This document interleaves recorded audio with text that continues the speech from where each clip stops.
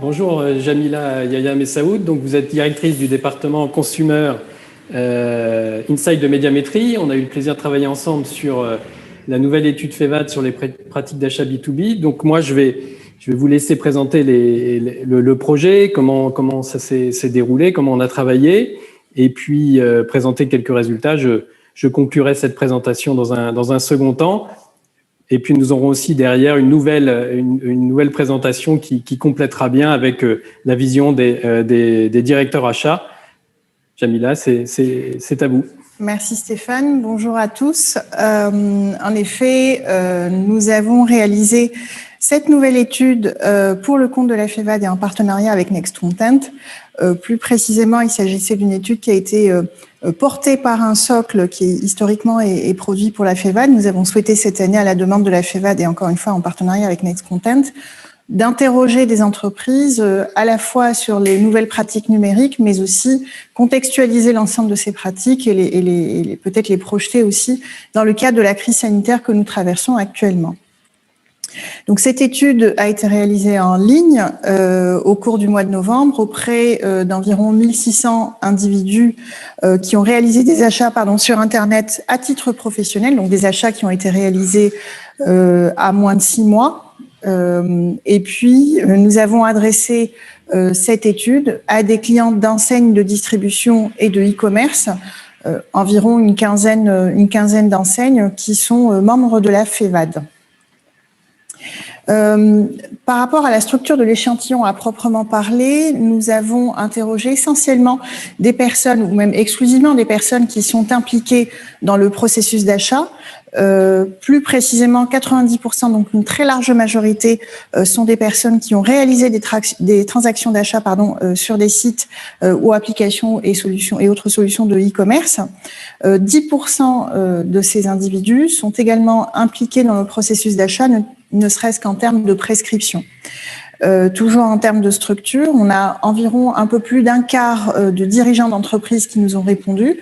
C'est la proportion la plus importante, ou la population la plus importante dans la structure d'échantillon. Les 3 quarts restants sont composés de différents directeurs, enfin des profils assez divers, des directeurs d'achat, des responsables d'achat ou de services généraux, et puis en complément également des responsables d'entités ou des directeurs de département ou de services. Nous avons également interrogé en termes de structure, environ 53% de l'échantillon est composé d'individus qui travaillent pour des TPE, un tiers environ qui travaillent pour des structures type PME, donc entre 10 et 249 salariés, et puis environ 11% d'individus qui travaillent pour de grandes entreprises, donc plus de 250 salariés. Différents secteurs sont représentés également dans le cadre de cette étude. On ne va pas tous les citer, mais on a à la fois des individus travaillant pour des structures du BTP, différents services, les services publics, le commerce, la santé et l'agriculture. Plus concrètement, sur les résultats de l'étude à proprement parler, donc comme je le disais tout à l'heure, l'objectif était vraiment de voir à la fois les pratiques numériques, mais aussi d'identifier au moins les premières tendances, ou même un peu plus que les premières tendances, et aussi celles qui vont s'inscrire dans la durée de l'impact de la crise Covid sur les activités de ces entreprises. Très concrètement, l'un des premiers éléments qui est assez frappant, c'est l'arrêt de l'activité pour 13% de ces entreprises qui ont été interrogées au moment du premier confinement. Donc 13%, c'est quand même un chiffre qui est non négligeable. Et puis à côté de ça, 47%. Donc là, on est vraiment sur une proportion qui est assez importante, dont l'activité a été partiellement arrêtée pendant cette première période de confinement. Au-delà de ça, 44% des structures ont dû mettre en télétravail tout ou partie de leurs collaborateurs. C'est vraiment une pratique qui s'est imposée à eux de façon assez rapide et qui a perduré par la suite. Cette proportion est plus élevée encore chez les entreprises de grande taille, 52%, et un petit peu moins élevée pour les entreprises de plus petite taille, pour les TPE, qui étaient aux alentours de 39%. Là, on peut vraiment considérer que c'est en lien avec la nature de l'activité et la taille de l'entreprise. Autre élément marquant, 44% des entreprises ayant répondu considèrent que la crise Covid s'est traduite par le développement des achats en lien avec le télétravail. C'est assez en cohérence avec les indicateurs qu'on a vus juste avant. Au-delà de ça, un peu moins de la moitié de ces 44% considèrent aussi que cette tendance va se poursuivre dans la durée. Et puis, cette proportion est encore plus élevée chez les entreprises qui sont de plus grande taille, qui sont donc de plus de 250 salariés. Ces éléments-là ne sont pas les seuls effets de la crise Covid, on en voit d'autres, notamment dans le cadre de la relation client-fournisseur. On a choisi de faire le zoom sur 3 tendances majeures aujourd'hui. Le développement du e-commerce, donc ça a été pas mal souligné, notamment par un peu plus d'un tiers des entreprises interrogées, qui considèrent que la crise Covid les a amenés à accentuer et à renforcer leurs achats en ligne. Et puis, parmi ce tiers-là, les 2 tiers pensent que c'est une tendance qui va perdurer encore et qui est désormais acquise. Autre élément marquant, plus de contrôle et plus de validation, on va dire, des pratiques d'achat. C'est le cas en tout cas pour 15% des entreprises. Et c'est une tendance qui est encore plus marquée cette fois-ci encore chez les grandes entreprises, puisque 18% d'entre elles considèrent que les achats sont plus fortement contrôlés et validés. On peut imaginer que c'est une tendance à la rationalisation des achats, avec des perspectives aujourd'hui qui sont très instables et assez inconnues. Un dernier élément qui est vraiment très important, c'est la transformation des relations commerciales. On l'a dit tout à l'heure, l'ensemble de ces évolutions se traduisent dans un cadre de relations client-fournisseur qui est aujourd'hui très perturbé. Donc cette transformation, on la voit assez clairement, et d'ailleurs la conférence d'aujourd'hui le montre bien. C'est une transformation de ces relations on va dire d'entrevues physiques ou face à face vers par exemple des visioconférences pour les conférences, vers une diminution drastique à la fois de tout ce qui est déplacement professionnel, de tout ce qui est visite de salon. Tout ça se traduit on va dire en rendez-vous virtuel et numérisé. Un quart des clients pensent que ces échanges en face à face dont on avait l'habitude vont durablement se réduire. Et d'ailleurs, dans ce cadre-là, si on regarde de façon plus détaillée, la communication et les échanges avec les fournisseurs va aussi pas mal être impactée par cette crise Covid. Les chiffres sont assez frappants, comme on le voit ici. On a peu d'entreprises qui considèrent aujourd'hui que les échanges en face à face avec les fournisseurs vont reprendre de façon régulière. La tendance est plutôt à sélectionner, on va dire, les échanges qui vont se faire de façon physique, donc directement en face à face. Et puis une proportion non négligeable, un peu plus d'un tiers systématiquement, quelle que soit la taille de l'entreprise, qui vont vraiment privilégier les échanges numériques. Merci beaucoup, Jamila. Moi, je vais compléter par rapport à cette étude et aux enseignements que vous en avez tirés sur cette première partie. Vous avez évoqué notamment comme tendance la digitalisation, le développement des commandes sur Internet. Et du coup, nous, ça nous a intéressés parce qu'on a pu, on a décidé d'aller regarder de plus près ce dernier achat e-commerce, comment les clients B2B se sont comportés en amont, quelle recherche d'informations ils ont faites, est-ce qu'ils ont fait des demandes de devis préalables, comment ils ont choisi des fournisseurs, sur quels critères. Donc là, on fait un focus sur le dernier achat e-commerce, sachant que 98% de ce dernier achat e-commerce, c'est un achat dans les 6 derniers mois, c'est-à-dire post-confinement. Alors, sur les sources d'information avant achat e-commerce, déjà, première info, 60% des clients ont recherché de l'info.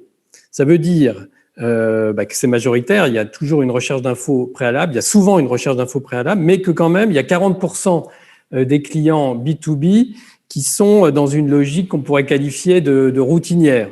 En ce sens qu'ils vont spontanément sur un fournisseur, un site connu, sans avoir à chercher d'infos sur le produit ou ce fournisseur. Pour ceux qui font cette recherche d'information, on voit des différences assez notables suivant la typologie d'entreprise, notamment les TPE et et les grandes entreprises et les ETI. Donc, les sources numériques, au-delà des sites de distributeurs qui sont très souvent consultés, c'est-à-dire les sources numériques sont les avis, les comparateurs ou les sites d'infos spécialisés, sont davantage utilisés par les plus petites entreprises et dans une moindre mesure par les PME. Donc là, on est dans ces comportements d'achat B2B, on est assez proche finalement, avec toute la spécificité qu'il peut y avoir un achat professionnel, mais on est assez proche d'un achat que pourrait faire un particulier, un achat B2C. Sur cette recherche d'infos sur Internet, cette info numérique, on a observé aussi que suite à la crise Covid, 27% des clients de TPE, très concernés par cette recherche digitale, disaient avoir accru le recours aux comparateurs. Si on regarde maintenant dans les grandes entreprises, les processus d'achat, il y a plus de contrôle, parfois des solutions e-commerce spécifiques, peut-être plus complexes, se traduisent par des comportements assez différents finalement, avec des usages multicanaux qui sont plus notables. Notamment, on remarque qu'il y a plus de consultations des catalogues papier, des brochures, des documentations techniques, et puis aussi plus d'échanges avec les fournisseurs. Donc là, ça tient sans doute à la complexité des demandes, la nécessité d'obtenir des garanties sur le produit, qu'on a bien la bonne référence. Et donc, on voit qu'il y a un lien entre le type d'entreprise, mais aussi sans doute la typologie des produits commandés. Donc ça, dans le rapport, c'est développé. On n'a pas le temps ici de trop détailler, mais on voit qu'il y a quand même des écarts assez marqués suivant le type de produit dans la recherche d'informations. À titre d'exemple rapidement, dans l'achat d'équipements pour l'industrie, les brochures et catalogues sont très consultés. Dans le bâtiment, les contacts en amont préalables avec le fournisseur sont importants. Et dans l'informatique, par exemple, la consultation de sites spécialisés, de blogs d'experts, de sites de comparaison de produits, pas uniquement sur le prix, mais aussi sur les spécificités techniques du produit, sont bien développées. Autre source d'infos en amont, il y a la demande de devis. Et là, on voit aussi qu'il y a des différences qui sont notables suivant la taille des entreprises, notamment sur le fait de faire cette demande de devis où c'est très, très courant, voire majoritaire chez les ETI grandes entreprises, alors que ça devient minoritaire chez les plus petites entreprises.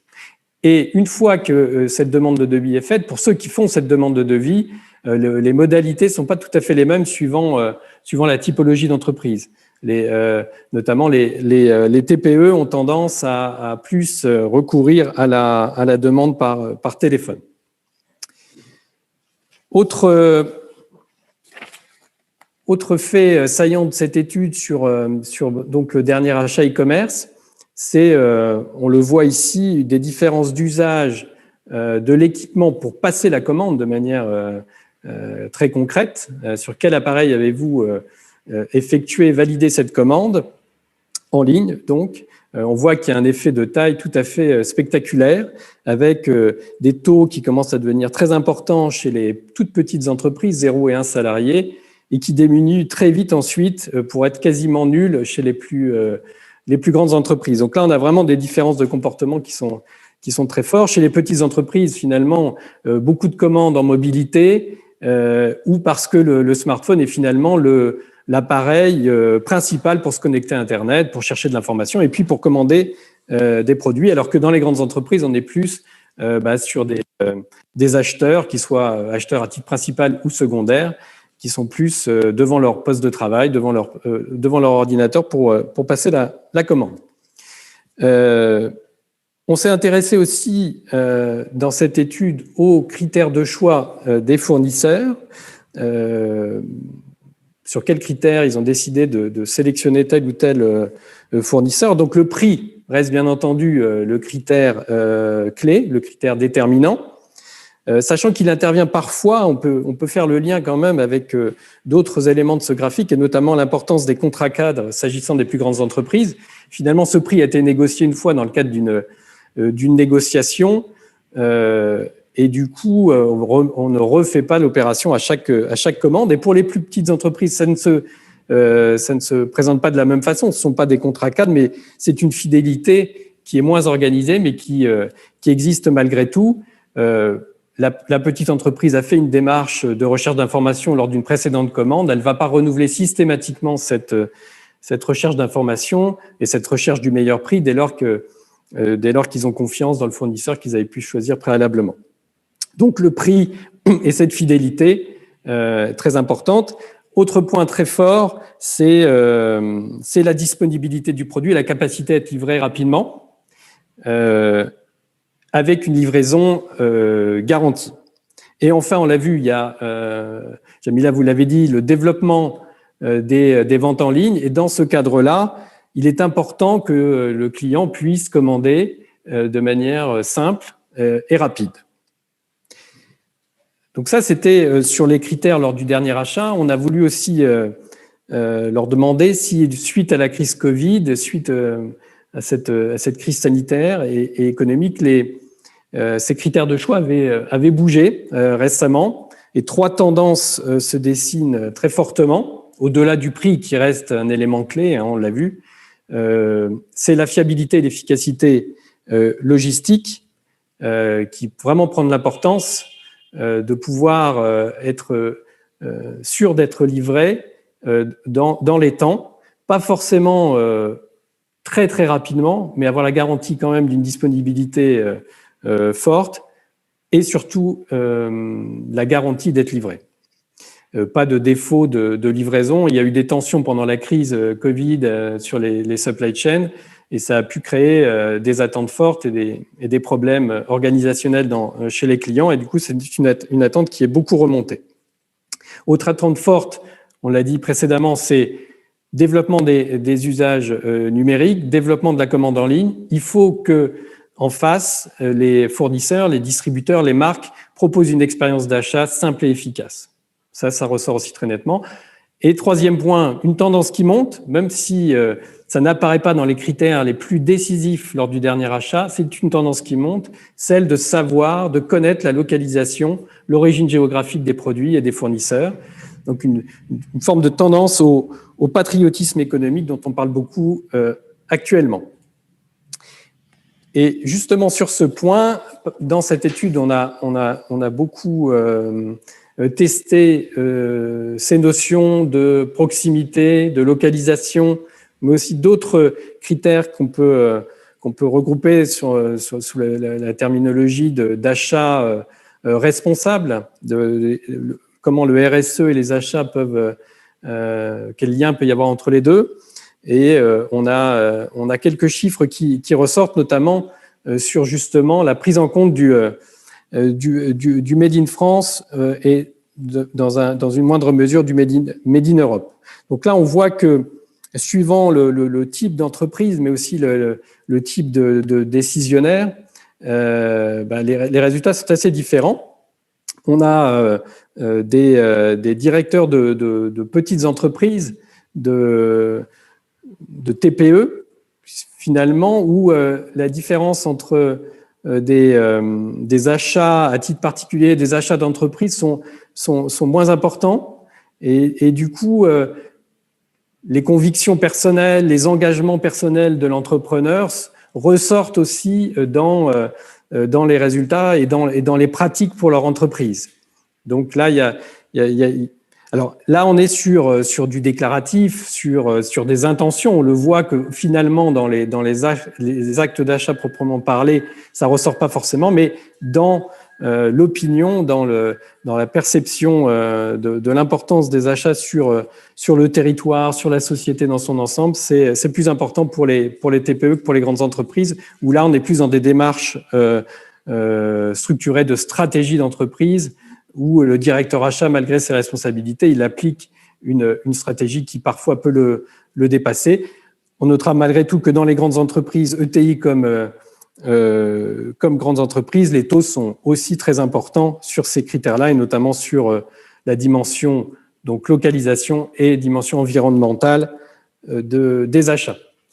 Et d'ailleurs, Stéphane, on a pu observer dans le cadre d'autres études qu'on a pu produire, cette fois-ci sur des e-acheteurs, sur des cyberacheteurs plutôt particuliers, cette volonté de prise en compte de tout ce qui est protection de l'environnement et tout ce qui est achat en adéquation avec justement cette volonté de protéger l'environnement et en fait, au final, on se rend bien compte que il y a une déclaration de volonté, j'ai envie de dire, mais dans les pratiques, on le voit pas forcément se traduire. Donc c'est vraiment une notion on va dire, d'intention qui s'exprime au départ, mais avec une concrétisation qui est quand même relativement limitée dès lors que ça impacte de façon, j'ai envie de dire, non négligeable ou de façon marquée, que ce soit les notions de prix ou les notions de conditions de livraison, etc.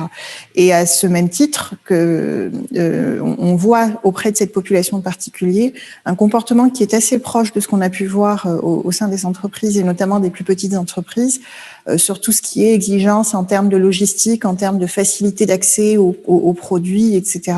et en termes de facilitation de l'expérience d'achat. Donc c'est vraiment des exigences, qui sont tout aussi marquées et tout aussi exprimées par les cyberacheteurs particuliers. Merci beaucoup, Jamila, d'avoir accepté d'intervenir aujourd'hui et puis ravi d'avoir collaboré sur ce projet.